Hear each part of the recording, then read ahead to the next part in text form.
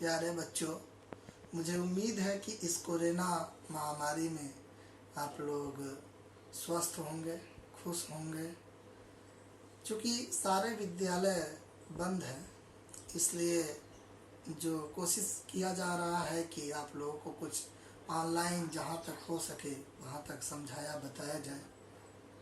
भौतिक विज्ञान में दो भाग हैं, भाग एक, भाग दो, जिन्हें आप लोगों को पढ़ना है।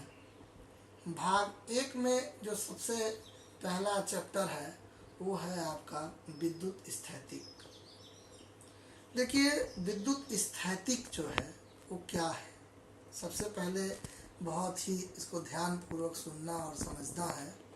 और आप लोग जानते हैं कि दुनिया में जितनी भी चीज़ें हैं, जितनी भी वस्तु है, चाहे कोई भी थिंग्स है, वह सभी तीन चीज़ों से मिलकर बना है: इलेक्ट्रॉन, प्रोटॉन और न्यूट्रॉन। सभी पदार्थ छोटे छोटे अणुओं एवं परमाणुओं से मिलकर के बने हुए हैं। इन अणुओं एवं परमाणुओं में एक भारी भाग होता है जिसे नाभिक कहते हैं। नाभिक के अंदर न्यूट्रॉन और प्रोटॉन होते हैं। प्रोटॉन जो है वह विद्युत रूप से उसके ऊपर धनात्मक आवेश होता है और न्यूट्रॉन के ऊपर कोई भी आवेश नहीं होता है। इलेक्ट्रॉन के ऊपर ऋण आवेश होता है, ये आप सभी लोगों को पता है, पहले भी बताया गया है। जितनी भी चीज़ें हैं इन्हीं तीनों चीज़ों से मिलकर के बना है। आप लोगों ने देखा होगा कि जब कभी भी किसी छोटे प्लास्टिक के या कलम को, ये बचपन में हम लोग करते आए हैं कि उसको जब हम कभी किसी पार्ट से, जैसे बाल से रगड़ते हैं, तो रगड़ने पर, रगड़ के कागज़ के छोटे छोटे टुकड़े के पास लाने पर वह कागज़ के छोटे छोटे टुकड़ों को अपनी ओर आकर्षित करने लगता है। अब इन आकर्षण का क्या कारण है, ये आकर्षित कैसे होते हैं, क्यों होते हैं, इनका पता लगाने के लिए हमको इलेक्ट्रॉनिक मॉडल जानना पड़ेगा। अब इलेक्ट्रॉनिक मॉडल क्या होता है? इलेक्ट्रॉनिक मॉडल आप सभी लोग को बताए कि सभी पदार्थ छोटे छोटे अणुओं एवं परमाणुओं से मिलकर के बने होते हैं। इन अणुओं एवं परमाणुओं में एक भारी भाग होता है जिसे नाभिक कहते हैं। नाभिक के अंदर न्यूट्रॉन और प्रोटॉन होते हैं और उसके चारों ओर जो चक्कर लगाते हैं उसे इलेक्ट्रॉन कहते हैं। जो इलेक्ट्रॉन नाभिक से सबसे अधिक दूरी पर होता है, जो इलेक्ट्रॉन नाभिक से सबसे अधिक दूरी पर होता है, उस इलेक्ट्रॉन को मुक्त इलेक्ट्रॉन कहते हैं।